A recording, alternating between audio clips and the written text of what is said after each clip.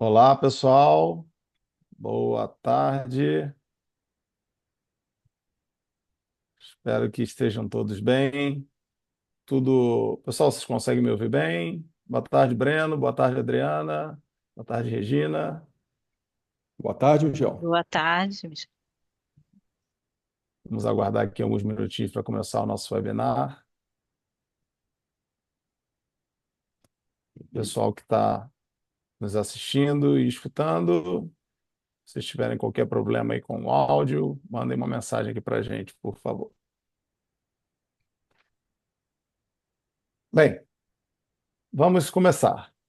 Hoje, um webinar que a gente tem recebido aí uma demanda grande sobre o tema, muita expectativa, e hoje estaremos aqui, temos a presença ilustre aqui de dois convidados, e vamos estar falando um pouquinho aqui sobre o tema das tarifas e o impacto para as empresas que hoje não só exportam, mas também operam no mercado americano, né? Então, vamos começar aqui com as apresentações, e depois teremos aqui uma etapa trazendo um pouco da questão técnica e, ao final, vamos reservar aqui um espaço para perguntas e respostas. Sei que muitos aqui têm dúvidas relacionadas aí ao tema das tarifas, muitos têm se ouvido falar sobre isenções ou questões específicas, estratégias. A gente vai conversar um pouquinho sobre isso hoje e, de novo, comentários e perguntas são muito bem-vindos.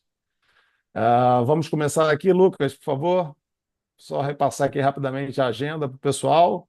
Como eu falei, a gente vai estar fazendo uma introdução rápida dos nossos palestrantes.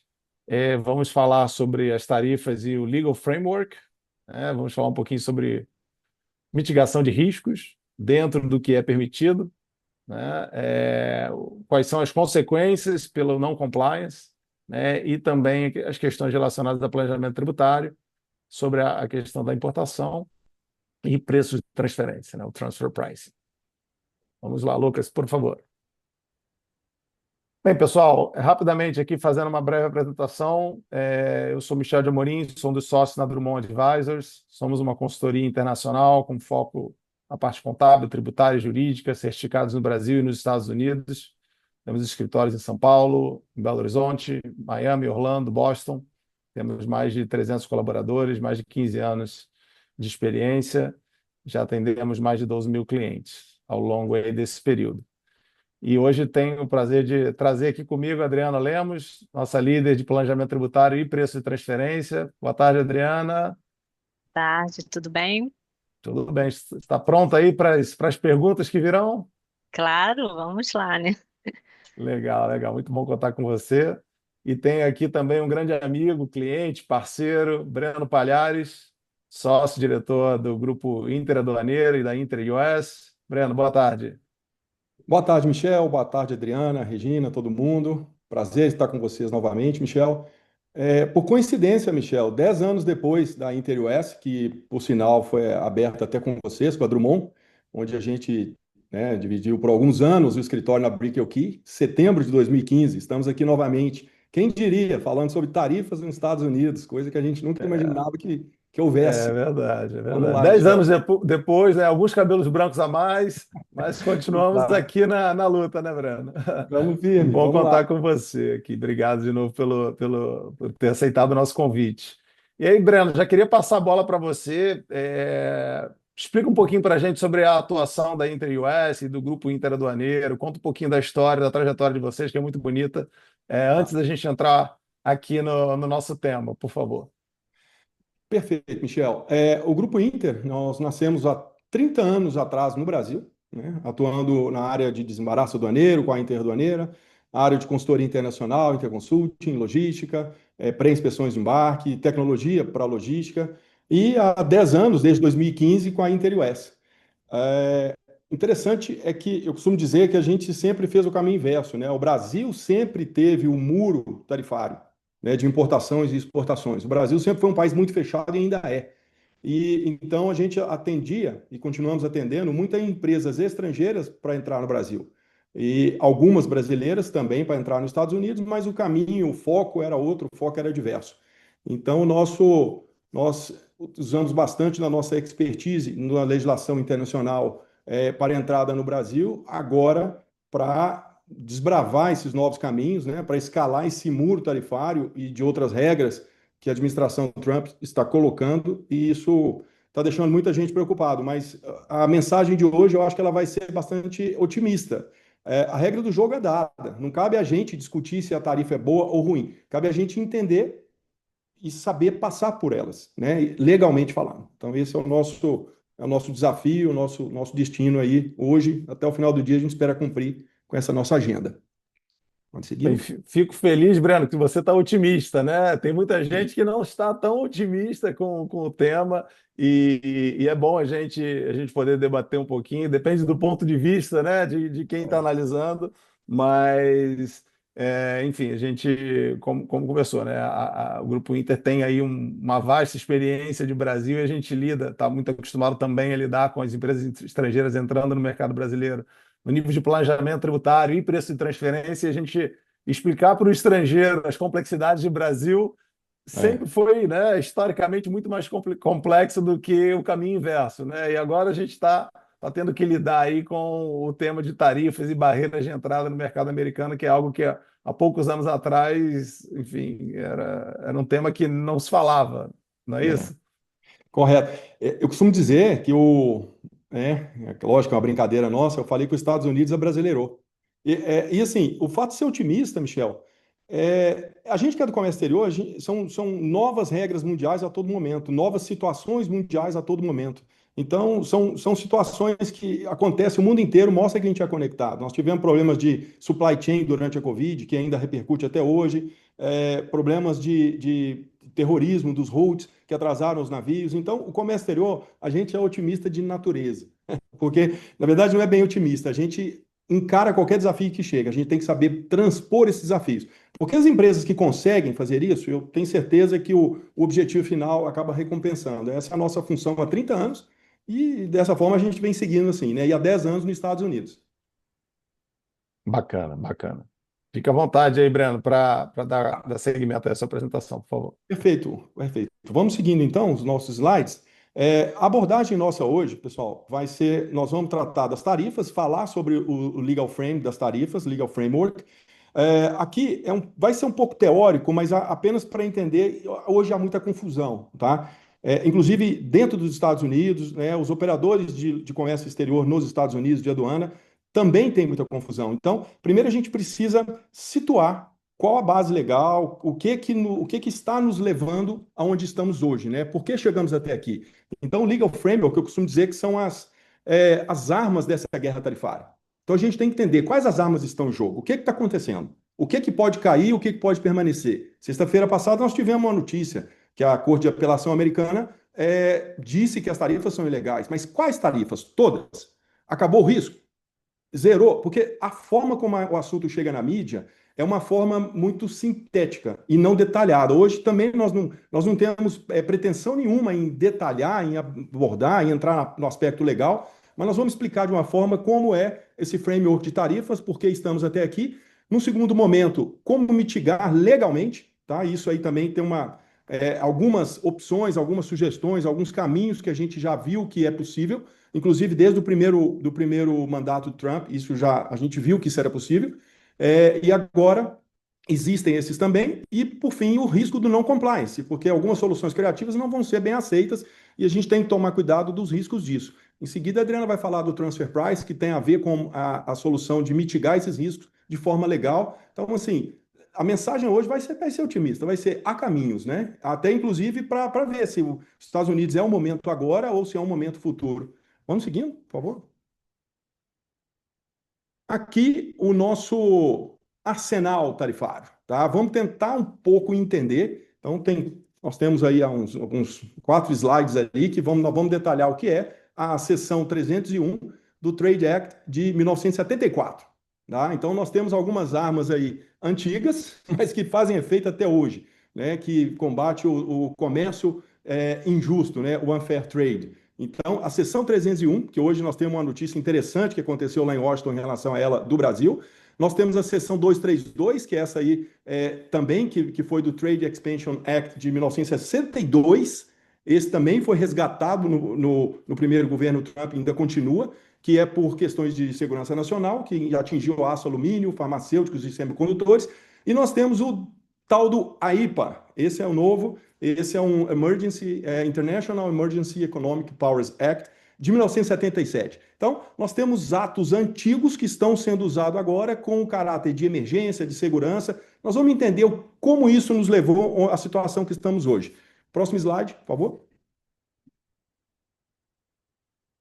Aqui nós vamos para a seção 301. Vamos passar no próximo, por favor. Ok. Inclusive, hoje tem um anterior, eu acho. Por favor, Lucas. Exato, esse aí. Essa seção 301, que é o Trade Act de 1974, né, que autoriza o USTR, né, United States Trade Representative, a investigar atos de governos estrangeiros considerados injustos, não quer dizer que são não razoáveis ou discriminatórios, que restringem o comércio com os Estados Unidos. Em seguida, determinar se essas práticas violam os acordos comerciais e impor medidas de retaliação. Aqui que está o nosso problema. Geralmente são tarifas.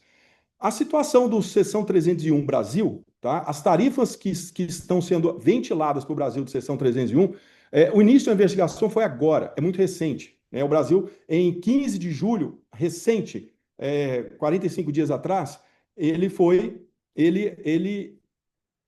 dado esse início de investigação com alegações como problema de comércio digital em relação ao pagamento eletrônico, que saiu na mídia que o Pix era um problema, que foi colocado, que a gente sabe que não faz nenhum sentido, que o Brasil tem tarifa preferencial com outros parceiros, que o Brasil falha no combate à corrupção, que o Brasil viola a propriedade intelectual de marcas e patentes americanas, que o Brasil tem altas tarifas na importação do etanol americano e que o Brasil tem desmatamento ilegal. Até isso foi colocado agora para abrir a investigação 301, que ela é terrível.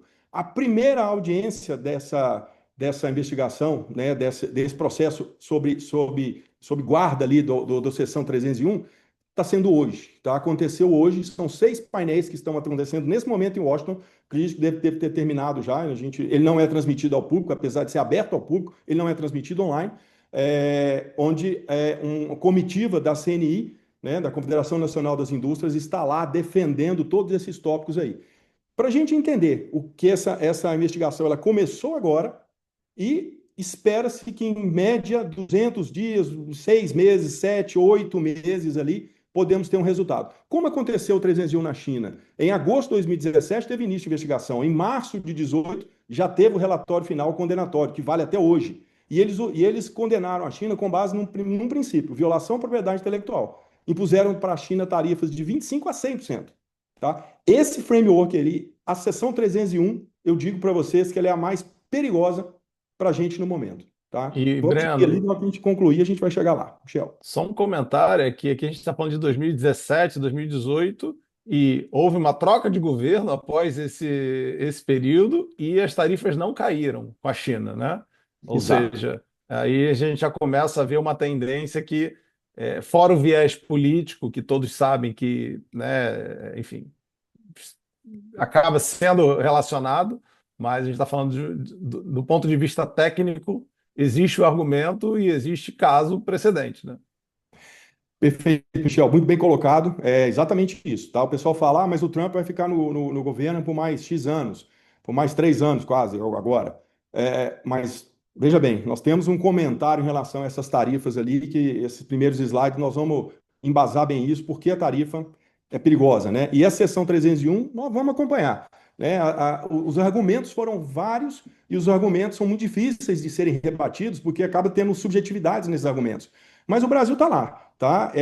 Capitaneado pelo CNI, Confederação Nacional da Indústria, então tem setores representando o etanol, tem setores representando inclusive o nosso café, porque o café ele está sob tarifa, né, de 50% agregada, o que a gente acha totalmente injusto, porque os Estados Unidos ele compra 30% do café dele é do Brasil e nunca vai ter produção de café nos Estados Unidos, é inviável. Então, assim, o café eu acho que mais 1 mês, 2 meses deve ter uma revisão em relação a isso, principalmente depois dessas audiências de hoje. Esperamos que sim.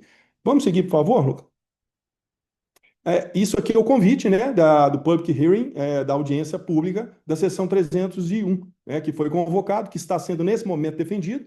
Quem quiser acompanhar no site do ustr.gov, inclusive tem a agenda dos painéis que foram discutidos e logo depois vai haver a transcrição disso. É interessante a gente acompanhar, porque no meu ponto de vista, esse 301 hoje é a arma tarifária mais perigosa para o Brasil no momento, tá? Porque nós vimos o que aconteceu com a China de 2017 até agora.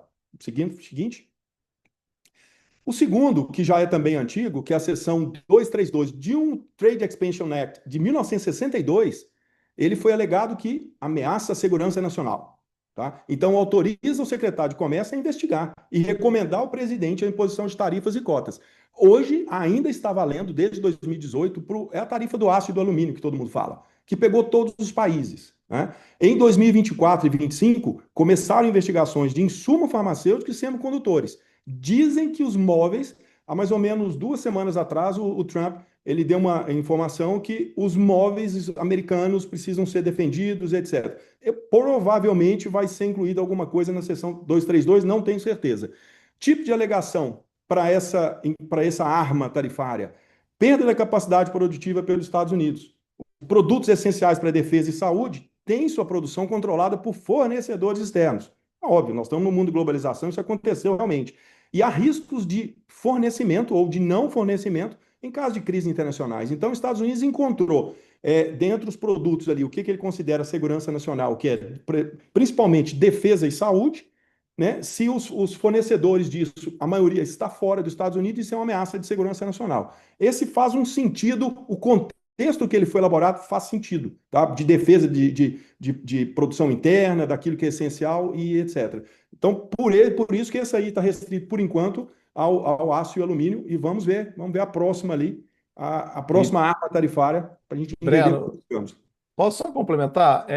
Muito se confunde com a questão de os Estados Unidos, eles não estão fechados para investimento estrangeiro. Na verdade, existem vários programas americanos focados em captar investidores estrangeiros ou que empresas estrangeiras façam investimentos diretos nos Estados Unidos.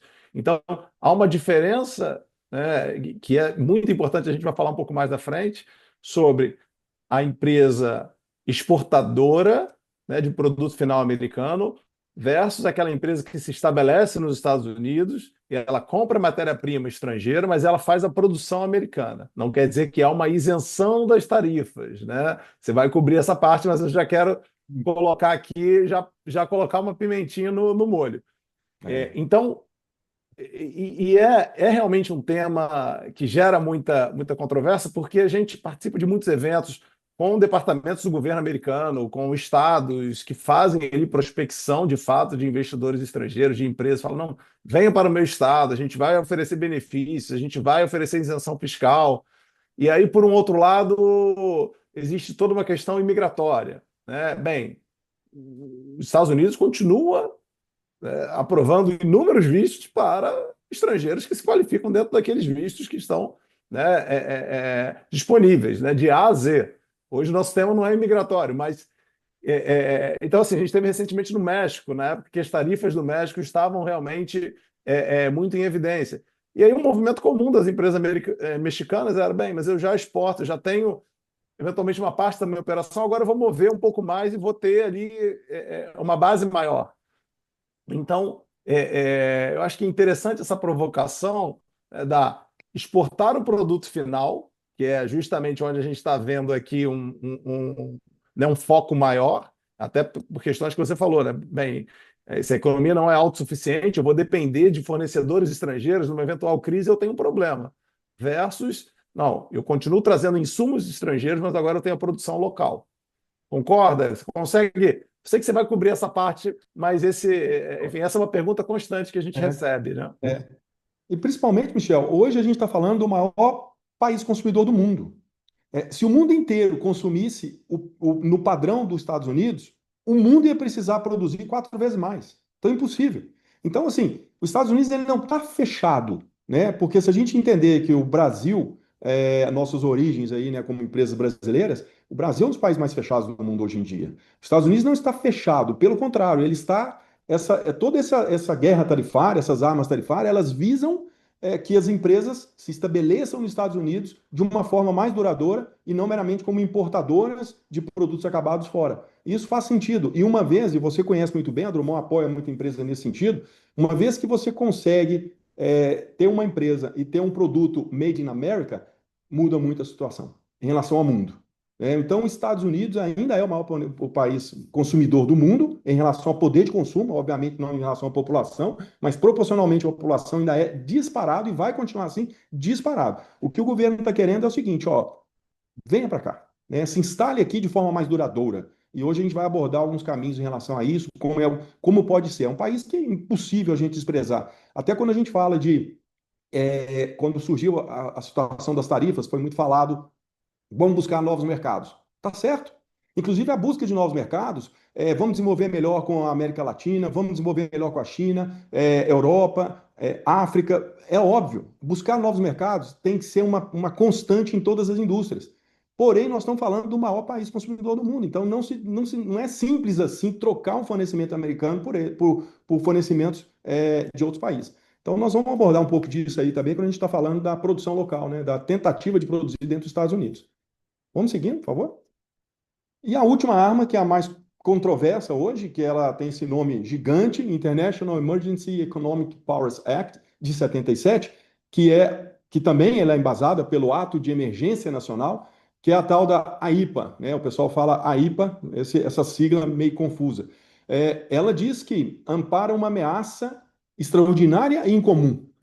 Através dela, que foi o Liberation Day, que é 5 de abril desse ano, começaram a valer 10% de tarifas recíprocas, como foi apresentado pela administração Trump.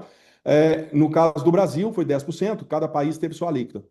Em seguida, 6 de agosto, o Brasil teve uma tarifa adicional de 40%, tá?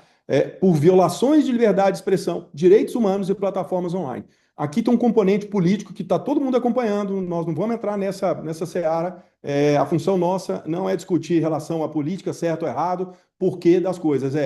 Está dado a regra, a gente tem que entender o efeito, ou entender como ela pode ser derrubada e entender como que eu posso superar esse desafio. Então, esse julgamento que está acontecendo agora foi escrito isso na justificativa desse AIPA. Ela nunca foi usada anteriormente para imposição de tarifa, apesar do no primeiro mandato Trump, ele tentou colocar isso dizendo que a ameaça era entrada de imigrantes ilegais pelo México, mas não foi adiante. Ela não é cumulativa com a tarifa do aço, quando a seção 232, que já tem 40% para o aço ali. Então, essa parte de 40% de 6 de agosto, tá? Ela não é cumulativa com quem já está sendo tarifado na seção 232. Pessoal, tá vendo que a coisa começa a ficar confusa? Eu começo a ter uma sobre a outra. Uma sai e uma entra. É assim mesmo, tá? Inclusive, a maior parte das pessoas estão realmente entendendo como é que é esse emaranhar de tarifa que os Estados Unidos criou. Temos algumas exclusões, que isso aí foi benéfico, né? 694 classificações fiscais brasileiras saíram disso. Então, muitos produtos, eu acho que 44% dos produtos brasileiros que exportam para os Estados Unidos saíram e a gente espera que saiam mais, tá? Vamos ver como a coisa encerra no final. Lembrando que a 301 está em julgamento, tá? Então, se isso aí cair, pode ser o que aconteça na 301. Em 29 de agosto, que foi notícia também, que foi semana passada, a administração Trump sofreu uma derrota por 7-4 no Tribunal de Apelação, dizendo que o AIPA não autoriza o presidente a impor tarifas. Isso foi claro na decisão da Corte de Apelação. Porém, efeito somente após 14 de outubro de 2025. Então, hoje vale as tarifas. Cabe recurso. O governo Trump já disse que vai recorrer. E eu acabei de receber a notícia agora, o Trump está recebendo o presidente da Polônia, vai estar nos jornais aí hoje, aí, se já não saíram. Ele disse que, se realmente não reverter essa decisão na Suprema Corte Americana, ele vai rever os acordos já assinados. Então, volta tudo para estaca zero.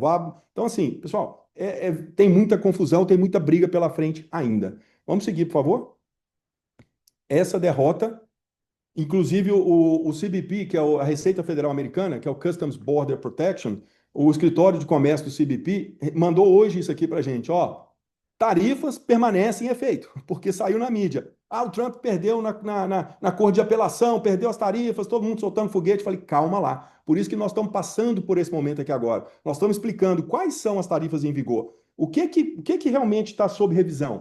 O que que vai me afetar? E eu tanto que eu posso comemorar. Eu ainda não comemoraria muito, não, porque a situação ainda está um pouco confusa, um pouco nublada. Mas essas tarifas foram deixadas bem claro. Existem até o 15 de outubro. Existem essas tarifas. E a briga vai para a justiça. E sabe-se lá o que vai acontecer, né? Vamos esperar. Seguinte, por favor. E ali tem um último componente que pouco é falado, tá? Pouco é falado, que é o impacto na arrecadação. Aí entra uma briga que é difícil, um argumento fortíssimo. Lembra bem, as tarifas, a Liberation Day foi em abril de 2025. A arrecadação total já foi 142 bilhões de dólares, sendo que 96 são só das novas tarifas, né? As estimativas do Scott Bessent, que é o secretário de Tesouro americano, são de 300 bilhões por ano, né, que vai fechar esse ano aqui agora, desculpa, que vai fechar até dezembro de 25. Até 2024, alguns institutos ali independentes fizeram essa projeção de 2 trilhões de arrecadação de tarifas. Pensam bem em um governo deficitário como é o governo americano. O que que isso aí vai representar? Pessoal, dinheiro no bolso, uma vez que ele entra, não sai mais. Então, as tarifas nasceram mundialmente como regulação, tá? Para regulação de mercado, proteção do mercado, proteger minha indústria, defesa nacional e etc. Isso aqui é um efeito, eu não vou chamar de efeito colateral, não, porque eles sabem bem disso. Isso é um efeito que faz a tarifa ser viciante, tá? Que ser exatamente um círculo vicioso para qualquer governo que tiver. Então, amanhã, se entrar um governo totalmente radical e contra o governo atual, podem ter certeza que esse impacto na arrecadação aqui vai fazer ele pensar 3 vezes antes de tomar qualquer medida e abrir mão desse dinheiro, porque não tem. O déficit americano ele cresce a cada dia. Inclusive, agora também no final do mês passado, foi criada uma força-tarefa de combate aos ilícitos, né, às tentativas de desvio de tarifa. E olha o texto aqui embaixo, só a partezinha em vermelho. Tá? Ele falou que a divisão criminal do DOJ, que é o Departamento de Justiça americano, ele vai combater para prevenir o roubo de dinheiro destinado a reduzir o déficit e financiar programas de governo. Então isso é muito sério, eles já estão incorporando essa tarifa, aí já não é mais só a busca, eu quero que as indústrias venham para os Estados Unidos. Já não é mais, eu estou brigando ali porque o Brasil fez isso com A, B ou C, o Brasil viola direito humano. Pessoal, no final do dia é dinheiro, é money, né? Show me the money, que é a frase mais forte americana. É o dinheiro aparece, o impacto da arrecadação, por esse motivo que eu digo, próximo slide, por favor, por esse motivo que tarifa vieram para ficar. Então, esse novo mundo, esse novo normal, tá? O mundo sem tarifas, que eu desconheço onde tenha sem tarifas exatamente, os Estados Unidos, tradicionalmente, sempre que a gente fez negócio com os Estados Unidos, a gente nunca preocupou em pagamento de tarifas, assim, porque quando era caro, era 2%, 2,5%, 5%. Não era isso que pesava, né? Tinha outros desafios que a gente faria. A alfândega americana sempre foi muito ela sempre pesquisou muito em relação a terrorismo, armas, drogas, segurança alimentar, conformidade, quer dizer, contrabando. Esse era o foco da alfândega americana, da aduana americana, não era o foco arrecadatório. E ele chegou, né? Chegou, nós, como empresas brasileiras, que já temos o hábito, né? Já somos treinados para viver num manicômio tributário, né? Então, eu acho que a gente tem vantagens pela frente. O Brasil nós vamos tentar entender e tentar superar esse grande desafio e ver o que fica. Seguinte. Breno, só um comentário rápido, né? Porque a gente, bem, você falou um pouquinho ali dos números, e a gente consegue ver assim, as empresas não vão deixar de exportar para os Estados Unidos, as empresas não vão deixar de atender clientes americanos. Agora, a corrida que a gente busca agora é como fazer isso da forma mais eficiente, né? E com o menor risco. Já vimos também que o nível de punições, né, para empresas que busquem ali o famoso jeitinho, aparentemente, é tudo muito novo ainda, né? Mas existe uma expectativa que sejam bem severas ali para mostrar de fato, olha, se você quiser burlar essa lei, as consequências serão graves.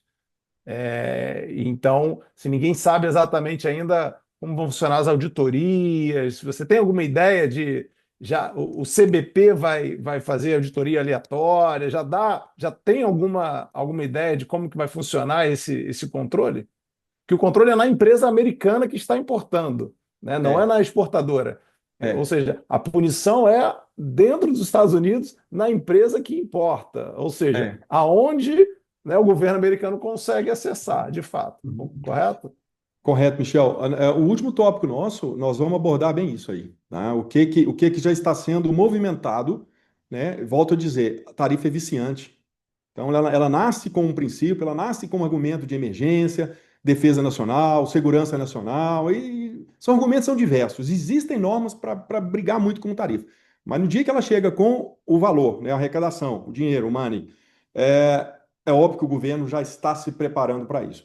Nós temos os dois slides no final ali que eles vão tratar bastante disso, Michel, e vai dar trabalho, viu? Nós vamos ver lá. Não quero assustar a Vamos pessoa, segurar. não. Então, eu estou com algumas perguntas aqui que eu vou segurar para o final, porque eu acho que a gente Não? já vai cobrir uma da É? Lilian É? perguntando sobre a parte de subsidiário nos Estados Unidos, se tem alguma E, isenção ou não. A gente vai vamos chegar falar agora. um pouquinho mais aí no final, até para segurar o pessoal aqui até o final do É. webinar, né? Vamos. E a Adriana também vai complementar bastante. Pode dar sequência aí, É. Breno, por favor. Por favor, próximo slide. Nós já vamos chegar nessa parte agora. E agora nós vamos entrar nisso aí que o Michel já falou, né? De subsidiárias, o que que, né? A Adriana no final vai complementar o transfer price. Pessoal, aqui, esse slide, ele não tem por pretensão nenhuma ser exaustivo no ponto, a pretensão nenhuma em prestar uma consultoria, não é o foco nosso nesse momento, até porque ela é bem individualizada. Isso aqui são algumas situações, algumas contramedidas ou planejamento de tributário que se pode ser feito para importação ou para exportação, porque tem coisa que é do foco Brasil também que possa mitigar esses riscos tarifários, esses custos tarifários. Eliminar, muito difícil, tá? Mas mitigar, né? Vamos fazer o dever de casa. Volto a dizer, uma vez que toda exportação para os Estados Unidos ninguém preocupava quanto ia pagar de alíquota, tinha situações que eram negligenciadas. Então a gente vai abordar algumas delas aqui, né, de forma geral, a gente pode voltar na hora das perguntas, tá? A gente não quer esgotar todo esse tema, mas, por exemplo, o primeiro, que é o HTS, o HTS US Review, é a revisão de uma. Vamos tratar igual no Brasil. No Brasil a gente tem a NCM, né? A Nomenclatura Comum do Mercosul, que é a posição tarifária. Essa posição tarifária dos Estados Unidos, ela chama-se HTS. Né? A do Brasil, NCM, são 8 dígitos. Estados Unidos são 10 dígitos. E ambas seguem um princípio internacional que é o HS Code, o Harmonized System Code, que são 6 dígitos. Então, isso é uma classificação mundial, onde os países complementam os dígitos finais. Nos Estados Unidos chega a 10, de 6. Os 4 últimos são específicos dos Estados Unidos, e no Brasil, 8, os 2 últimos. Então, eu tenho uma classificação fiscal que até então, eu preciso rever se a minha classificação está mais certa ou não, por dois motivos. Um, porque eu posso ter uma classificação fiscal mais adequada para o produto que eu exporto, tá? Mais adequada e possivelmente que eu consiga uma tarifa melhor. Veja bem, eu nunca faço uma classificação fiscal olhando só a tarifa, tá? Porque tem gente que tem a criatividade de falar assim, qual paga menos imposto? Eu vou classificar nela. Não é assim. Eu tenho que classificar corretamente, com base nos princípios técnicos de classificação fiscal. Mas é algo que a gente nunca viu ninguém se preocupar a fundo numa revisão de classificação fiscal para exportação para os Estados Unidos. A gente viu o oposto. As importações para o Brasil, a gente vê essas exportações para o Brasil sendo muito detalhadas na classificação fiscal. Então, é ideal que se faça uma revisão de classificação fiscal. Por dois motivos. Um, que eu posso pagar menos tarifa, e outro, que se eu tiver um erro de classificação fiscal agora, e porventura o CBP pode entender que eu fiz isso intencionalmente, as multas vão ficar mais pesadas do que já são. É, esse primeiro tópico, ele combina com o Tariff Engineering. Tariff Engineering é, por exemplo, formas, né, mudanças no design do meu produto, por isso que ele tem Engineering, de forma que eu consiga fazer uma apresentação de um produto diferente para o mercado de exportação, para o mercado americano. O que quer dizer isso, em resumo? Eu envio hoje um produto acabado. Eu posso enviar um motor acabado, eu posso enviar um móvel acabado, né? E a partir do momento que eu tenho uma classificação fiscal de um produto acabado, mesmo desmontado, porém, se ele tiver os componentes essenciais estão ali localizados, eu classifico com a mesma classificação fiscal do produto final acabado, né? O que é o Tariff Engineering? Será que eu não consigo desmembrar mais esse produto? Enviar em SKD, que é um semi-knockdown, ou CKD completamente desmontado, e fazer remessa por peças, e eu começar a montar isso nos Estados Unidos, que eu vou passar a ser uma indústria americana de montagem. Veja bem, isso é diferente do Made in America. Isso é montagem americana. Então, o Tariff Engineering é usar as formas de envio do meu produto para tentar fazer um novo enquadramento tarifário, né? É um tariff shift, que a gente fala, mudar a posição tarifária dele, porque tem dois sentidos. Uma é quando eu mando um produto acabado, ele tem um valor. Quando eu mando um produto desmontado, ele vai ter um valor menor, porque eu vou precisar. O meu componente de montagem, ele ficou no Brasil. Então ele vai passar a ser dos Estados Unidos. Então, se eu mando um produto acabado por 100, desmontado, será que eu consigo enviá-lo por 80? Porque eu estou enviando agora componentes de um produto, mas tem a forma de envio, não é só desmontar, encher um container de um produto desmontado, que ele vai se enquadrar numa revisão, numa posição tarifária preferencial. Não é. Existe um estudo por trás para embasar isso legalmente. E embasar isso legalmente chega até mesmo laudos técnicos para embasar essa divisão. Mas o Tariff Engineering, ele é um argumento. Junto com isso, que eu já comecei a falar, o terceiro item, que é o Customs Valuation, é o acordo de valoração aduaneira. Acordo de valoração aduaneira é internacional, né? Eu tenho métodos de valoração aduaneira. Eu tenho formas de valorar o meu produto para que ele vá para o exterior, como essa situação que eu disse, e tem um pouco aí do último item ali, nós vamos falar de eu enviar para uma empresa relacionada ou enviar para um terceiro. Tudo isso, toda essa estrutura de planejamento legal, eu tenho que fazer seguindo o princípio de valoração aduaneira. Então, eu não posso subfaturar um produto de exportação para pagar menos tarifa nos Estados Unidos. Isso acontece muito em entrada de produtos em países de tarifação alta, como é o Brasil. O Brasil ainda sofre com subfaturamentos, porque o Brasil é extremamente caro qualquer importação. Mas isso também é extremamente combatido. Então, usar a regra de valoração aduaneira a seu favor também é um outro estudo que pode ser feito. Junto com ela, a gente tem o Durable Value. O que é Durable Value? É o valor que eu pago. Qual o valor que eu pago imposto nos Estados Unidos? Aí tem uma diferença Brasil e Estados Unidos, tá?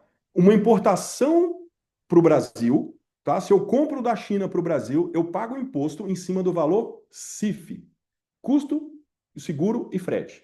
Estados Unidos, a base de cálculo dos tributos é o valor FOB. Olha aqui, você vê que já está começando a melhorar alguma coisa. Eu não pago, aqui no Brasil eu pago 5 impostos, II, IPI, PIS, COFINS, ICMS, sobre o valor da mercadoria, sobre o frete, sobre o seguro e sobre outros valores agregados. Então, por isso que eu falo que é um manicômio. A gente explicar isso para alguém que importa no Brasil é uma loucura. Os Estados Unidos, não. Os Estados Unidos eu consigo pagar sobre o valor FOB, que é o valor do custo de transação no país, no porto de origem, né? Free on board. Por exemplo, se é uma exportação do Brasil para os Estados Unidos, é o custo da mercadoria no Porto de Santos, livre a bordo, antes dele cruzar o navio em Santos. E ali, no estudo de Durable Value do CBP, existem adições, existem componentes que eu acrescento por obrigatoriedade, mas existem componentes que eu posso deduzir do valor FOB. E são deduções legais.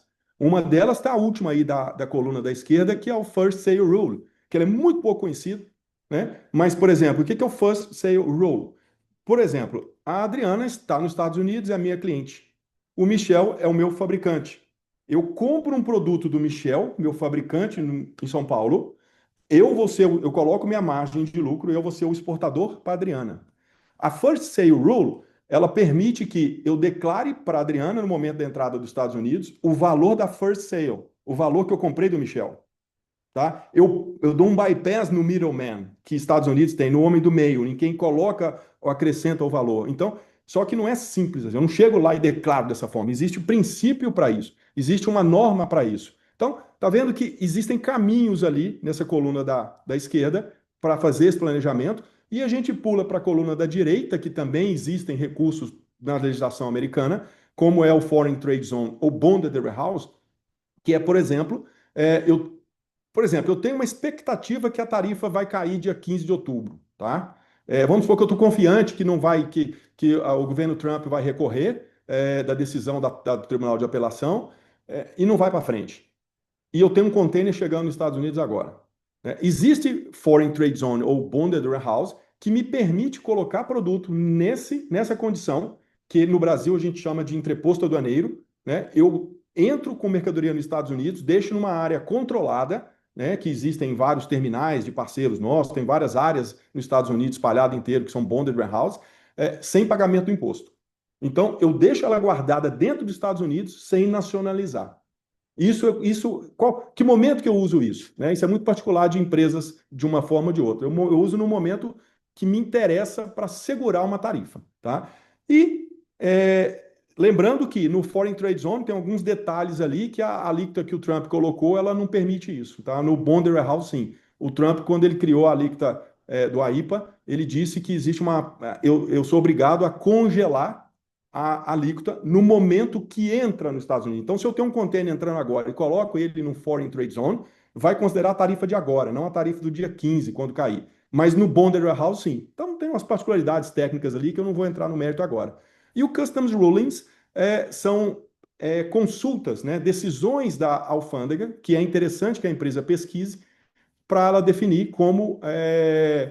quais foram decisões anteriores em cima de casos parecidos com os meus, em relação à classificação fiscal, em relação à regra de origem, em relação a valores. Então, esse slide, ele fecha bem onde a empresa deve buscar fazer um estudo, né? A Drummond, né, nós estamos fazendo em conjunto já com algumas empresas, algumas indústrias que estão indo para os Estados Unidos, nós estamos abordando bastante esse planning para revisar e estamos encontrando bons caminhos.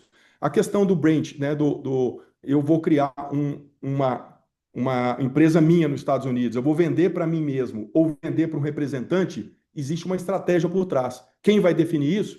Transfer price. Como eu vou fazer, que vai ser o tema da Adriana daqui a pouco. Tá? Então, nós vamos entender, se eu vender para mim mesmo, eu não pago imposto. Não paga. Se eu montar uma LLC nos Estados Unidos, eu vendo, eu não vou pagar imposto de forma alguma. Vai continuar pagando. Mas ali tem situações que a Adriana vai abranger bem daqui a pouco para a gente. Ô, Tá? Breno, posso fazer uma colocação aqui, uma Claro, fica à pergunta? vontade. A gente escuta muito, né, dos clientes também trazendo como solução levar parte do processo produtivo para um outro país em que a tarifa seja menor, como forma de reduzir, né, esse imposto na importação americana. Aí vem a questão da regra da origem e do conteúdo desse produto, né? Até que ponto você levar parte da produção para esse outro país, por exemplo, somente para fazer a embalagem ou a montagem, até que ponto esse produto vai ser considerado de origem daquele país? Você podia falar um pouco sobre isso? Claro, claro. Essa é um dos temas mais complexos hoje nas decisões americanas, tá? Nos tribunais. Isso vai para o tribunal, inclusive, tá? Inclusive, os próximos slides, quando a gente fala de fraudes, isso vai ser muito investigado, muito verificado a partir de agora, que são as fraudes nos países de origem, na regra de origem. Pessoal, muito cuidado com a criatividade nesse aspecto, né? É óbvio que a partir do momento que a administração Trump colocou as tarifas A, B e C para diferentes países, é óbvio que o primeiro recurso vai ser assim: eu vou parar agora, eu vou mandar meu item desmontado para o Uruguai ou Paraguai e vou exportar como sendo origem do Paraguai, né? A investigação de origem americana ela é diferente de outras, tá? Ela não tem simplesmente, por exemplo, nós temos uma investigação de origem do Brasil-Mercosul, que é cobertado pelo ACE 14. Ele exige uma agregação de valor da ordem de 60%, por exemplo. Acho que é isso. Eu estou muito familiarizado ainda com a legislação brasileira, mas aonde eu lembrava para ser um produto originário Mercosul, eu tenho que ter agregação de valor, né? Eu tenho que fazer uma operação industrial, mas tenho que agregar valor. Essas são regras de origem que estão em acordos individuais. A regra de origem hoje, o antigo NAFTA, que hoje chama USMCA, que é United States Mexico Canada Agreement, é o acordo entre Estados Unidos, Canadá e México. Ele existe também um percentual ali que eu defino a regra de origem. Em geral, né, se não está amparado por um acordo econômico, tá, a investigação americana ela é bem mais detalhada. Ela exige uma transformação substancial, que é a mesma regra de origem que vai exigir para um produto ser considerado made in America, quando eu mandar desmontado e montar nos Estados Unidos. essa mesma regra. Os Estados Unidos entende, né, a não ser que esteja amparado por um acordo comercial, ele entende que um produto, para ser originário daquele país, tem que haver um termo que se chama Substantial Transformation, transformação substancial, o Substantial Transformation é algo que vai mudar nome, características, ou caráter do produto, ou uso do produto.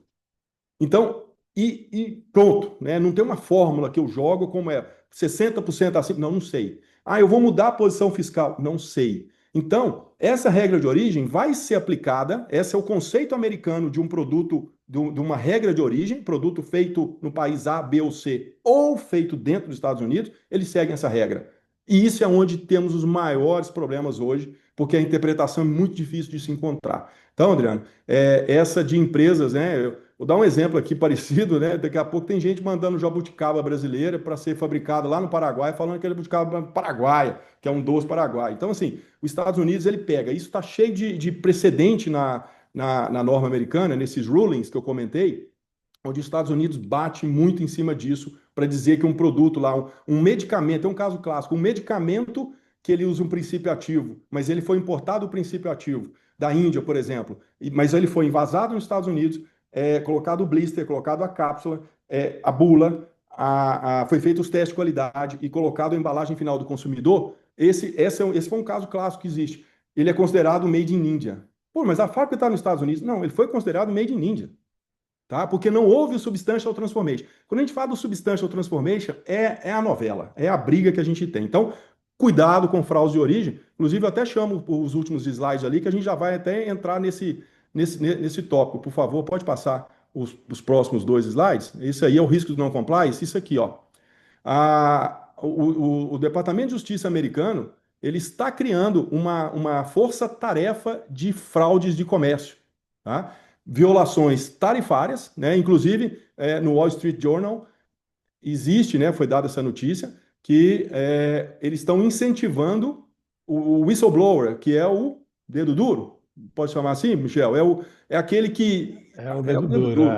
É o dedo duro que vai denunciar, veja bem, a denúncia de uma fraude perante fraude tarifária, né? Ou imigração, no caso aqui, ou tarifa, ela pode ser premiada, tá, pelo governo americano com uma proporção do que o governo americano conseguiu recuperar naquela autuação. Então, se eu conheço um caso uma empresa que está fazendo uma fraude de país de origem, alguma coisa dessa, o governo incentiva pessoas físicas a entrar lá anonimamente, denunciar, e se denunciar e recuperar 100 milhões, você ganha um percentual em cima dos 100 milhões. Isso é claro, isso é da legislação americana. O DOJ, né, o Departamento de Justiça, ele realmente, né, que são pontos, né, que ele está colocando que são fraudes criminais, não só civis. Uma fraude dessa é um crime federal, uma fraude de país de origem, Adriano, e uma fraude de classificação fiscal, uma fraude intencional. Vamos passar para o próximo slide, por favor? Já estou finalizando. E como eu disse, né, o Departamento de Justiça, ele junto com o DHS, o DHS, que é o Department of Homeland Security, onde está o CBP, que é onde está a Receita Federal Americana, eles já se juntaram, tá, para ir atrás disso, Michel, que você estava perguntando, com base num False Claims Act. Não queira ter alguém na sua porta batendo em relação a isso, porque além de fechar a empresa, a pessoa física vai responder um processo judicial criminal com pena de multa e prisão. Aqui, pessoal, o nível de estresse que isso aí está chegando não é mais eu paguei 10, eu tinha que pagar 40, vamos pagar só a diferença. Não. Eles vão abordar, e aqui para finalizar, eu costumo dizer o seguinte, que nós vamos... o que nós vamos fazer? Nós vamos... eu acho que eles vão começar essa perseguição, né? Esse desafio que hoje existe em relação à imigração ilegal, no segundo round dele vai ser em relação às importações ilegais. Pode ter certeza disso. Eles vão empenhar todo o law enforcement americano para trás de fraudes nas importações e fraudes processuais. Isso aqui é um caso que aconteceu em 2024, que está divulgado, né? Amplamente divulgado aí, eu já estou encerrando aqui minha fala, que a responsabilidade final é do importador. Não adianta o importador falar, nossa, mas o exportador que me mandou daquela forma, né? A empresa que me forneceu do país X que me mandou errado.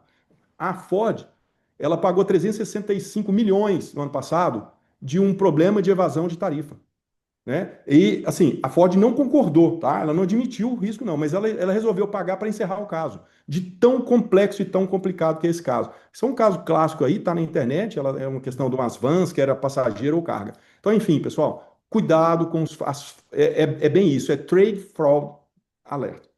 E, É o- e, alerta de o e o fraude. custo desse tipo de processo só aumenta, né, Breno? Que aí você tem ali todo um custo jurídico para É, se defender é. e são defesas pesadas, né? E é fraude de origem, e tem um termo aqui, que é o último ponto aqui, que chama transshipment.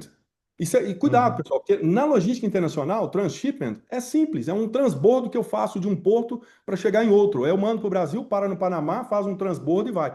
O transshipment scheme, que é essa fraude, eu mando um produto acabado meu, por exemplo, né, graças a Deus eu não vi isso acontecer, mas é um caso clássico. Eu vou mandar um café brasileiro para a Colômbia, ele vai chegar lá, ele vai sair como café colombiano, sem fazer nada, né? Ele tem a ver, isso é chamado transshipment scheme.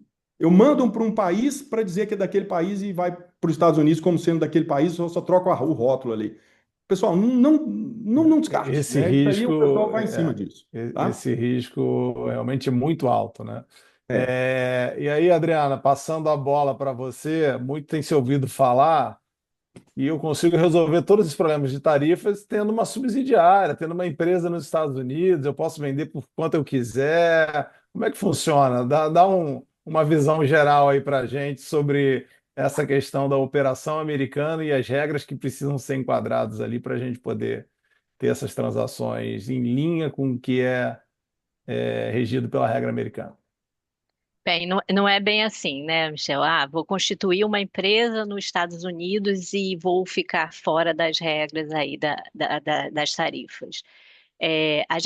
Eu coloquei aqui duas hipóteses, né, de transações.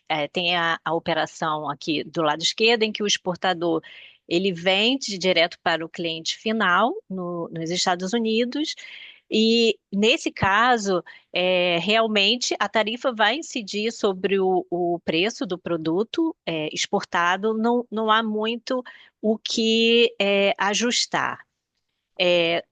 Um ponto que o Breno comentou é que não existia uma preocupação antes em relação a esse preço desse produto, porque a tarifa americana era muito baixa, né? O que pode se avaliar é o que eu poderia expurgar desse preço. Esse preço, de fato, ele somente contém o valor do produto, ou eu agreguei a ele. Serviço, eu agreguei marca, eu agreguei outros valores que eu poderia, de repente, expurgar e reduzir esse preço. Então, é uma avaliação que precisa ser feita, mas sempre também tendo como um cuidado, se é uma empresa que sempre exportou por esse preço e de um dia para o outro ela resolver reduzir esse preço, isso certamente vai chamar a atenção da fiscalização aduaneira, que pode questionar e dizer o por que que esse preço agora foi reduzido se você sempre exportou por um outro valor. Então, é um ponto que a gente precisa levar em consideração nesse aspecto. Quando a gente fala da constituição de uma subsidiária nos Estados Unidos, né, que aí é o desenho do lado direito, a gente tem o exportador brasileiro que constituiu uma empresa americana e vai fornecer esse produto para os Estados Unidos, e essa empresa americana que vai fornecer para o cliente final. Aqui a gente está falando de transações entre partes relacionadas, empresas do mesmo grupo. De fato, essa operação ela pode trazer um planejamento tributário, ela pode trazer reduções na medida em que regras de preço de transferência sejam observadas, né? Esse exportador brasileiro, ele pode fazer parte do processo industrial nos Estados Unidos, ele pode exportar ao invés do produto acabado, ele exportar o produto semi-elaborado, e aí o valor desse produto vai ser inferior, e sobre esse valor inferior vai ser a base da tarifa, que vai ser menor, né? E por consequência, vai pagar uma tarifa menor nos Estados Unidos. A empresa americana ela vai agregar algum valor para esse produto para fornecer para o cliente americano. Então, é possível a gente fazer um planejamento tributário e usar regras de preço de transferência para permitir que haja um pagamento de tarifa menor nos Estados Unidos, um preço menor e você consiga dividir lucro entre Brasil e Estados Unidos sem um questionamento dos dois fiscos. É, Adriana, acho que só um comentário importante aqui, que essa nova empresa americana, independente dela ser uma subsidiária direta da empresa brasileira ou ser uma empresa irmã, né, onde sócios criam essa nova empresa, ela continua sendo tratada como parte do grupo econômico, né, pela questão do comum controle. Que a sim, gente ouve muitas vezes assim, né, o pessoal mais criativo, mas essa empresa é do meu irmão e agora eu estou transacionando, eu não tenho controle. Bem, se houver a dependência financeira, ou seja, você só compra dessa empresa ou só vende para essa empresa, ela também pode ser caracterizada parte do grupo econômico, além da relação familiar, obviamente. Então, as regras são muito mais complexas do que simplesmente, né, o mesmo sócio, né? exatamente. Tem essas regras de empresas interdependentes. Não necessariamente tem que haver um controle, um vínculo direto entre as duas empresas, basta ter ali um parentesco até terceiro grau. Se a empresa americana só comprar ou só vender para outra do mesmo grupo, tem ali também a aplicabilidade dessas regras. E o Brasil agora também adotou, para fins de preço de transferência, as regras da OCDE. Então, não é qualquer preço não é estabelecer qualquer valor para transferir lucro para um determinado país ou outro. Você precisa observar essas regras. Esse preço ele precisa ser um preço de mercado. Não adianta o exportador brasileiro falar, eu vou constituir uma empresa nos Estados Unidos e vou exportar o produto por um valor baixo. Assim, eu vou pagar uma tarifa menor. E a empresa americana, ela vai ter, por consequência, um custo menor, e isso vai implicar em quê? Numa tributação pelo imposto de renda maior, né? Então, se a empresa americana importou com o custo menor, ela vai ter um risco aduaneiro, e ela vai ter, como consequência, esse custo menor vai implicar numa base tributável de imposto de renda maior. Então, ela vai tributar o imposto de renda, vai majorar o imposto de renda nos Estados Unidos. Então, são interesses diferentes, isso que eu quero demonstrar. O interesse do fisco aduaneiro em relação ao interesse do IRS em relação ao imposto de Uhum. renda. Até pouco tempo atrás, né, Adriana, se um exportador quisesse levar o seu produto ao menor custo possível para os Estados Unidos, o fisco americano, né, para ele estaria sendo de melhor uso, né, porque aí É, aumenta a margem americana, consequentemente maior o imposto. Agora, o tema das tarifas traz uma complexidade a mais, né, traz. porque não é simplesmente, o Breno explanou bem aqui, todas as regras tarifárias ali que você pode usar até como benchmark, mas não é só simplesmente a preocupação com o lucro final para fins de imposto de renda. Adriana, sei Exatamente. que você tem mais aqui um slide, enfim, para a gente. Sei que já estamos chegando aqui no horário, ainda tem aqui algumas perguntas. Vamos lá, o que, que você tem mais aqui para trazer aí para o É, pessoal? Esse slide, na verdade, o Breno já comentou, foi sobre a decisão, mas eu acho que ele só está ressaltando aqui que a partir de houve uma decisão que foi no sentido da ilegalidade, mas a decisão está suspensa até 14 de outubro. Então a gente tem que esperar e qual o efeito prático. Então, em setembro, a aplicação da alíquota de 50%. Após 14 de outubro, aí a gente tem ali os CIS, né? Se não houver recurso, a tarifa adicional deixa de existir. Se houver recurso, que é o que eu acho que vai haver, e o Breno ali também já sinalizou, continua sendo cobrada até a decisão final e recorrível da Suprema Corte. Então, é só mais ou menos o que o Breno já tinha comentado. Próximo slide. Aqui eu trouxe também a importância do transfer pricing em relação a transações entre partes relacionadas. A legislação americana prevê multas de 20 a 40%, além dos ajustes. O que são esses ajustes? Os preços entre empresas do mesmo grupo, os preços eles são preços comerciais, e a legislação tributária ela não pode interferir em preço, mas ela pode entender que aquele valor cobrado foi maior ou menor e pode exigir que o contribuinte faça o ajuste, que é adicionar a base do imposto de renda. Então, em caso de que seja identificado que esse preço foi maior ou menor, o IRS pode exigir esse ajuste, além dessa aplicação da multa. Então, a gente trouxe ali três casos famosos que foram bem divulgados, da Coca-Cola e a Receita Federal Americana, em que foi exigido ali um ajuste de 3,3 bilhões, além das multas. Da Medtronic, que também foi exigido aí um ajuste de 1,14 bilhões, e do Facebook. São casos diferentes. Da Coca-Cola foi royalties, da Medtronic foi uma alocação de lucros entre empresas, e do Facebook foi uma subavaliação de intangíveis, né, que foi transferidos de uma subsidiária para outra. E, Adriana, parece que a gente só está falando de grandes empresas aqui, mas na prática a gente tem visto aqui um nível de auditoria cada vez maior em transações entre partes relacionadas, assim, de Sim, valores que há pouco tempo não teriam nem, não estariam nem num escopo específico, né, de preço de transferência. Então, assim, em termos de materialidade, gente, não há uma regra específica e essas transações elas são informadas, devem ser informadas junto do imposto de renda americano. Ou seja, o fisco tem a habilidade de auditar qualquer uma daquelas transações, que são informações que precisam ser divulgadas.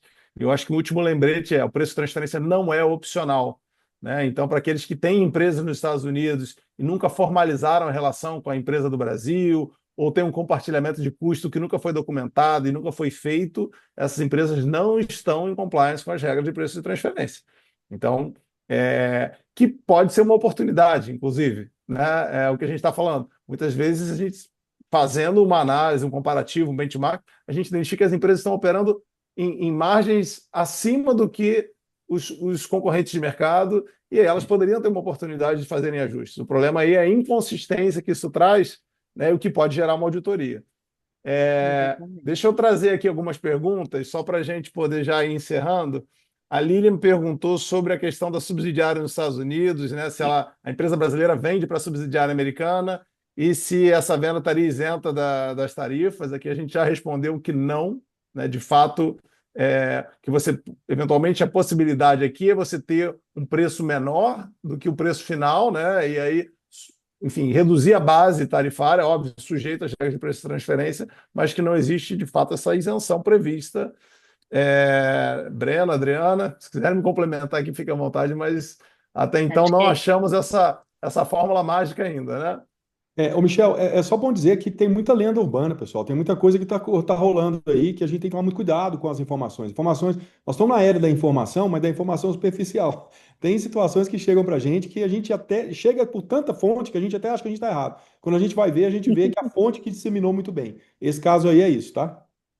O Valdomiro trouxe aqui um comentário sobre inteligência artificial na fiscalização, né? Que é um ponto importante, Valdomiro. Assim, do lado do imposto de renda da Receita Federal Americana não é uma realidade ainda, tá?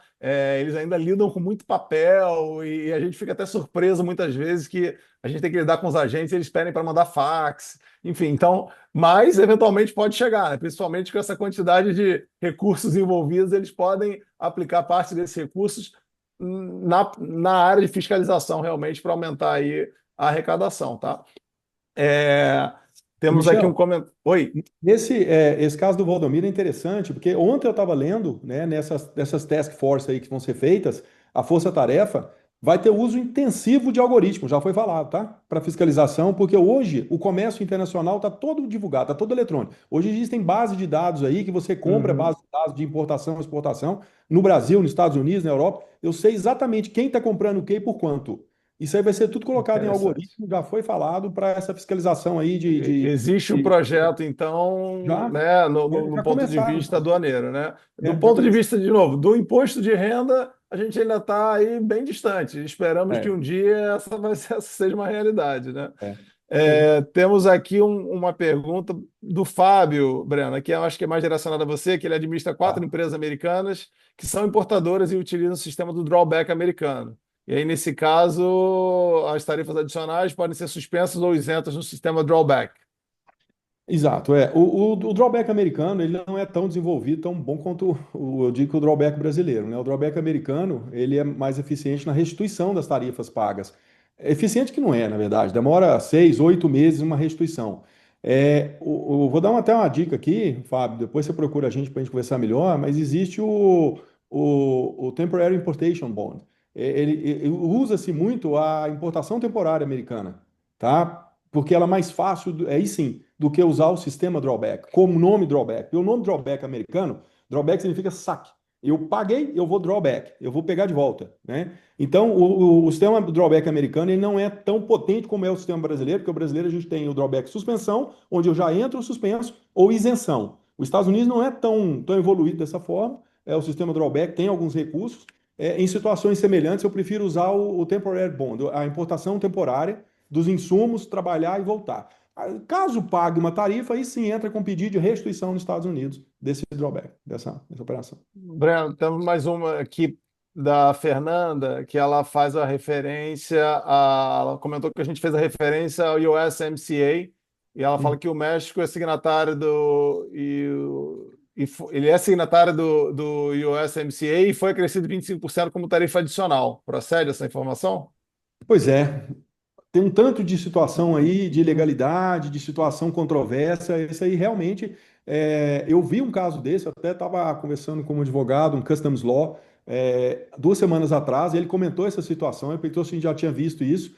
Eu falei, ó, um agreement, né, um trade agreement, que é o USMCA, que é um acordo comercial, ele já está assinado, ele já é lei que não é tarifado, né? Então, teoricamente, não poderia. Mas, veja bem, o AIPA passou por cima de muita coisa existente. Então ainda está meio nublado, até por isso que ele foi condenado, ele vem sendo condenado, essa arma chamada AIPA, ela vem sendo condenada, porque eu não vi um caso prático, vou confessar para vocês, do México para lá, mas a situação já chegou sim que o advogado, o Customs Law, ele até me perguntou, eu falei, não, realmente não faz sentido nenhum, não é para cobrar. Eu já ouvi dizer que sim, tá? Mas o trade, isso aí é para corte e derruba isso facilmente. Mas o AIPA veio passando por cima de tudo. É um trator tarifário. Ele veio passando, quebrando qualquer muro, qualquer acordo que tivesse. Isso aí. Temos aqui da Ana, que ela pergunta sobre o cost sharing e se ele também vai ser sujeito à tarifa. Bem, Ana, aqui no cost sharing a gente estaria falando de exportação de serviço, né?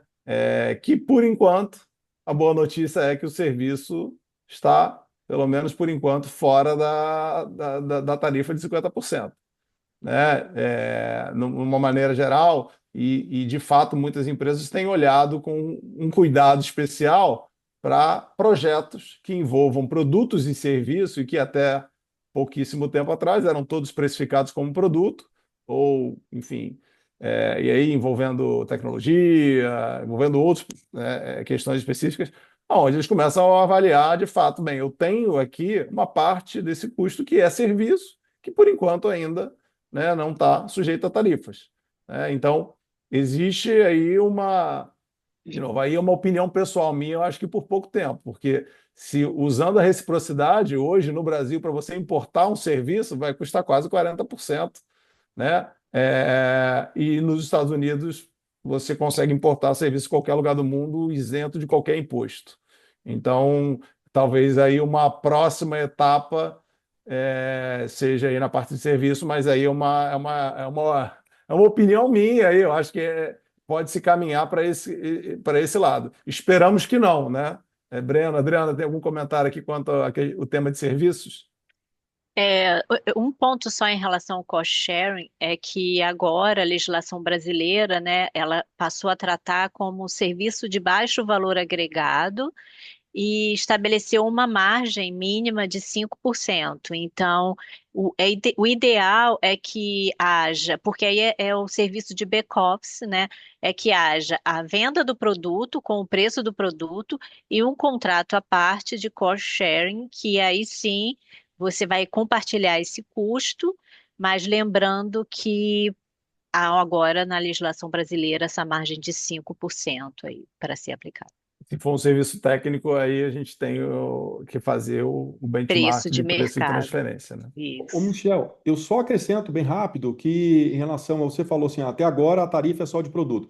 É uma boa colocação e fiquem de olho, de novo, fiquem de olho na seção 301, tá? Na que está sendo começada a votar agora, porque as medidas que ela permite, após o processo todo de investigação, que vai demorar ali 200 dias, 210 dias talvez, que começou hoje, ela permite outros tipos de sanção, que não só tarifas sobre produtos. Existe também e pode acontecer sanções sobre serviços. Então, por isso que eu sempre digo, a 301 é que todo mundo tem que acompanhar de perto, a gente tem que acompanhar o que está sendo tratado lá, porque pode impactar serviços, sim. Eu não espero para esse ano, a menos que acelerem muito o processo. Como tudo está ficando meio assim imprevisível, mas eu não espero que tenham decisão esse ano. Talvez para. Uhum. É, não, bacana. Breno, tem mais uma aqui do George. Ele está perguntando se vocês são brokers nos Estados Unidos.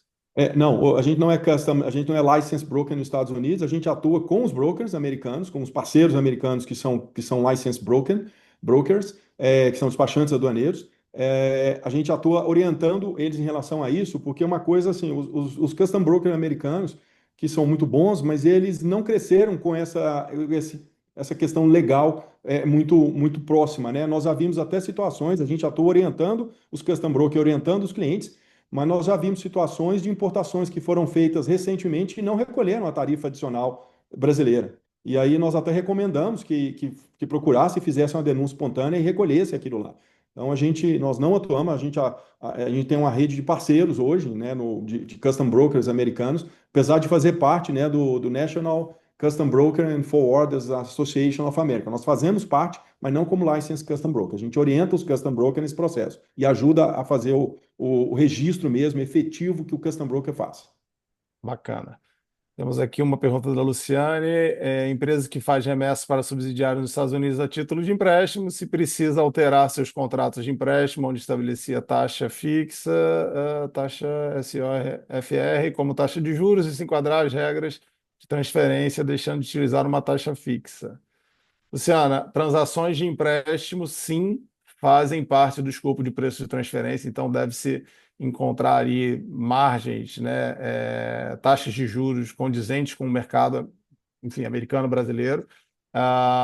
O fisco americano ele publica taxas mínimas aceitáveis do lado americano, mas sim, então acho que é importante entender, primeiro, se essa transação está documentada, se ela está de fato está incorrendo ali a incidência de juros, e sobre esse pagamento dos juros existe uma retenção de imposto na fonte nos Estados Unidos. Países como o Brasil, que não tem tratado, essa retenção na fonte ela fica em 30% sobre o valor dos juros pagos. Então, depois, se tiver alguma dúvida específica, a gente pode olhar o caso particular, tá? Bem, gente, eu acho que era isso. O Fábio temos aqui mais duas aqui para encerrar. Em uma subsidiária nos Estados Unidos, que apenas revende localmente, o maior impacto é a avaliação do transfer pricing, visto que parte da margem fica no Brasil e base do imposto fica reduzida na transferência. Adriana, quer comentar essa aqui? Nesse caso, os resultados vão ser divididos, né? A gente, no estudo de preço de transferência, a gente tem que olhar os riscos e as funções de cada empresa para determinar qual a margem que vai ser aplicada em cada uma delas.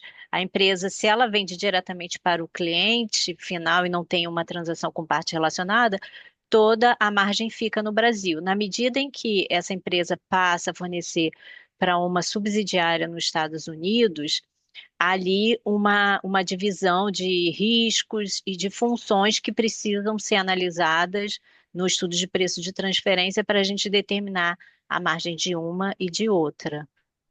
É. Michel, tem uma pergunta do Fábio que é bem interessante, apesar de parecer meio complexa, mas ela é fácil de desmembrar. Fábio, é uma operação triangular, onde o importador é chileno, tá? Então, quem vai comprar no final do dia é o Chile. Exportador é brasileiro. Aí eu coloco um outro termo aqui. Se o exportador é brasileiro, fabricação brasileira. A empresa intermediária é americana. Então, os Estados Unidos está comprando do Brasil e mandando entregar no Chile. A pergunta dele é: as tarifas poderão ser aplicadas na fatura de compra da empresa americana? A empresa americana está atuando como uma trading triangular sem entrada em território americano. Não, porque a forma como está redigido hoje o esse adicional de tarifas, ele prevê a entrada nos Estados Unidos ou, que ele fala, withdraw for consumption, a nacionalização para consumo. Tá? Então, ela exige a entrada física do bem nos Estados Unidos. Essa operação que você está falando aí de uma trading é quase que uma prestação de serviço, Fábio. Então, a tarifa que vai ter é o Chile com o Brasil, que eles estão no Mercosul, provavelmente não vai ter tarifa nenhuma. A entrada da empresa americana como uma compradora e revendedora, ela não impacta nos Estados Unidos de forma alguma, porque não há trânsito físico, entrada física no território americano. Gente, o papo tá bom aqui, que a gente tá se estendendo aqui, porque as perguntas continuam chegando, tá? Tem Então, perguntas boas, viu, são Michel? perguntas boas, com certeza. Estamos aqui bem rápidos. Valdomiro, Hum, um abraço também, Valdomiro. É, Valdomiro, obrigado aí pela participação. Ele está é, perguntando aqui sobre a reciprocidade, se o Brasil cara, esse é o quiser nosso seguir meio, esse Michel. caminho, né? O que que É você pela, ô, acha? gente, vamos lá. A gente aqui é da área de business. A área política, eu acho que ela tinha que brigar em outro lado, é outro round. A gente tinha que criar um UFC político e nós vamos sentar numa mesa tomando café e negociando. Eu acho que o Brasil tem que saber separar esse tipo de coisa. A retaliação, eu entendo que é um direito, né? A gente entende que existe a lei da reciprocidade. Os Estados Unidos está aplicando a lei da reciprocidade. Está falando que o país que taxou o produto americano, por isso que ele criou essas tarifas. Então, é um argumento, sim, né, legal, mas ele é o ideal para ser colocado nesse momento? Então, e nesse ponto, eu acho que o Brasil usou uma parcimônia momentânea, porque disse assim: vamos estudar as retaliações. Vai para a Camex vai analisar que tipo de retaliação pode ser feita em relação a serviço, ou tarifa, ou outra situação de empresas americanas. Então, eu acho que ele falou: ó, eu vou, tá? Eu vou brigar, mas não agora, deixa para depois, e é o caminho certo. E ir para o caminho da retaliação é o pior dos caminhos. Inclusive porque o Brasil, se você pegar qualquer produto, o Brasil já tarifa em média, se eu juntar todos os custos de importação, 50% numa importação brasileira, com todos os impostos, não é surpresa. Tem produto que é 50%, 60%, 70%. Tem produto que chega no Brasil com 100% de custo. Então, acho que não é o caminho, não vamos por aí não. Vamos fazer isso que está sendo feito hoje. Vamos lá, vamos negociar. Com o cliente a gente não briga, entendeu? A gente discute. Pode até não concordar com nada que ele fale. Vamos ser pragmáticos e discutir isso numa mesa de negociação, como está sendo feito hoje na 301. E que ninguém está falando. Pessoal, a mídia não dá voz para isso, né? Mas tem um grupo de brasileiros lá tentando desbravar e tentando quebrar essas tarifas. Exato, exato. E aí, para finalizar aqui, o Guilherme está trazendo uma questão das empresas chinesas que, com a tarifa, estão colocando preço menor no produto e adicionando frete e outros serviços, né? Visando aí reduzir o impacto da tarifa e perguntando se isso é legal e as eventuais consequências, né? Que a gente já falou aqui um pouquinho das consequências. Não é legal, infelizmente eu vou amenizar porque a gente está numa live aberta, né? Mas é uma criatividade, tá? Como eu disse aqui, pessoal, lembra que eu falei que quando eu vendo custo e frete, né? A parcela de frete é dedutível? O que que é isso aí que o Guilherme está dizendo? O Guilherme está dizendo, não sou eu que estou falando, que empresas chinesas pegam lá, eu vendo por 130 um produto, tá? O meu frete é 30. Então, obviamente, quando eu entrar nos Estados Unidos, eu vou pagar sobre o FOB. Meu FOB é 100, 30 é frete. O que está sendo feito na China? Isso é bem possível. E não só China, tá, pessoal? Outros países também podem inventar essa criatividade, né? Qualquer país do mundo. Eles falam: então vamos fazer o seguinte, vamos falar que meu frete agora é 70, tá? Então, eu vou pagar só a diferença, né? Se é 70 ali, eu vou pagar a diferença ali de 60, meu produto. Meu valor FOB vai cair porque eu aumentei o frete. Por que eu falo que é contabilidade criativa nesse caso? Hoje mesmo, as tarifas da Ásia já começaram a subir. Então, o frete ele oscila mesmo, tá? Frete é um componente que eu não controlo e não é fixo. Ele não tem aquela regra de transfer price que a Adriana vai nos ajudar a fazer, quem quiser fazer, porque ela é especialista nisso, que vai justificar o preço. O frete não, o frete é sob demanda. A gente teve frete na pandemia que chegou a US$ 20.000 um frete. E no mesmo frete chegou a US$ 2.000. Então, considerando a oscilação de frete, ele vai mexer no valor FOB. Só que isso é uma bobagem, porque no final do dia é fácil eu verificar, porque a auditoria vai ser sobre o valor FOB. Ah, meu frete subiu, meu frete estava embutido ali. Não é difícil chegar nesse ponto e calcular o valor final, tá? Vai Uhum. acontecer, já está acontecendo. Porque a força-tarefa do Departamento de Justiça americano foi criada porque ela sabe que uma série de coisas estão andando aí por trás, né? E aí vão entrar os dedos duros também, né? Então, Guilherme, Vou você ganhar está uma Mega sabendo de Sena, algum Michel. caso aí, tem uma oportunidade aí para É, você se você souber e provar, vai, e com conseguir certeza. provar. É, Exatamente, Ô, exatamente. Guilherme, eu também acredito, tá, cara? Eu tô evitando de falar, mas eu acredito plenamente que essas criatividades vão surgir, essa e várias outras, tá?